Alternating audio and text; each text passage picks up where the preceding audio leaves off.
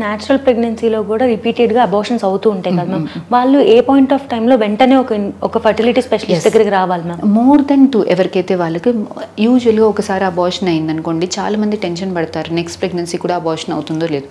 So ఒక్కసారి abortion అవుతే next pregnancy నార్మల్గా ఉండేదానికి స్కోప్ 90% కన్నా ఎక్కువగా ఉంటుంది.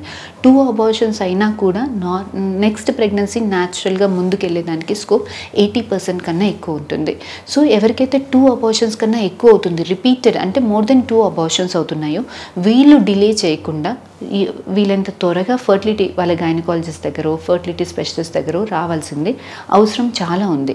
ఎందుకంటే more than 2 early pregnancy losses అంటే 2 months కన్నా ముందే అబార్షన్స్, 3 months కన్నా ముందే అబార్షన్స్ అవుతున్నాయో, వీళ్ళల్లో బేబీ జెనెటికల్ ప్రాబ్లమ్స్ ఉండేదానికి స్కోప్ 60 to 70 అంటే out of 100 abortions 70% abortions genetic problems వల్ల అవుతాయి.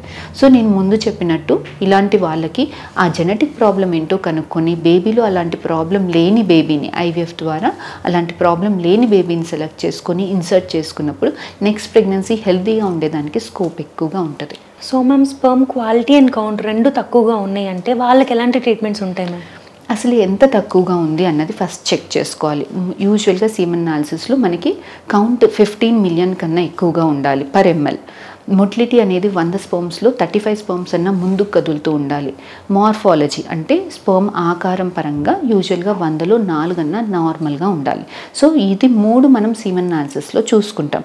సీమన్ అనాలిసిస్లో తక్కువ ఉంది అంటే కౌంట్ 10 to 15 మధ్యలో ఉంది, కదలికలు కొద్దిగా తక్కువ ఉన్నాయి, 25 to 35 మధ్యలో ఉంది అని అంటే ఏదన్నా మైల్డ్ ప్రాబ్లమ్స్ ఉంటాయి. దీంట్లో వీళ్ళకి మనం ముందుగా మాట్లాడుకున్నట్టు లైఫ్ స్టైల్ ఫ్యాక్టర్స్ ఏమైనా చేంజ్ చేసుకోవాలా, వెయిట్ తగ్గించుకోవాలి, స్మోకింగ్, ఆల్కహాల్ కట్ డౌన్ చేసుకోవాలి, గుట్కా పాన్ కంప్లీట్గా స్టాప్ చేయాలి, ఇలా షుగర్స్ ఏమైనా ఉన్నాయా, ఇన్ఫెక్షన్స్ ఏమైనా ఉన్నాయా, వారికోసిల్స్ అంటారు మగవాళ్ళల్లో. సో అలాంటివి ఏమైనా ప్రాబ్లమ్స్ ఉన్నాయా చెక్ చేసుకొని వాటికి ట్రీట్మెంట్ తీసుకొని రిపీటెడ్గా ఎజాక్యులేట్ చేసుకొని కొన్ని మెడికేషన్స్ వాడితే చాలామందికి స్పర్మ్ అనేది ఇంప్రూవ్ అయ్యేదానికి స్కోప్ ఉంటుంది.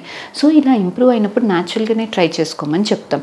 లేదు 2-3 months మెడిసిన్స్ వాడాక కూడా ఇంప్రూవ్ అవ్వట్లేదు అని అంటే, స్పర్మ్ అరౌండ్ 10 million ఉంది అని అంటే వీళ్ళల్లో చిన్న ట్రీట్మెంట్స్, ఐయుఐ అనే ట్రీట్మెంట్స్ సజెస్ట్ చేస్తాం.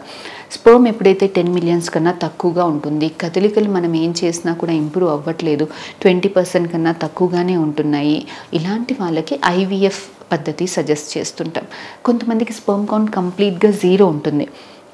ఇలాంటి వాళ్ళు కంప్లీట్గా 0 ఉన్న మా స్పర్మ్ తోటి మాకు ప్రెగ్నెన్సీ వస్తుందా అని చాలా టెన్షన్ పడుతుంటారు.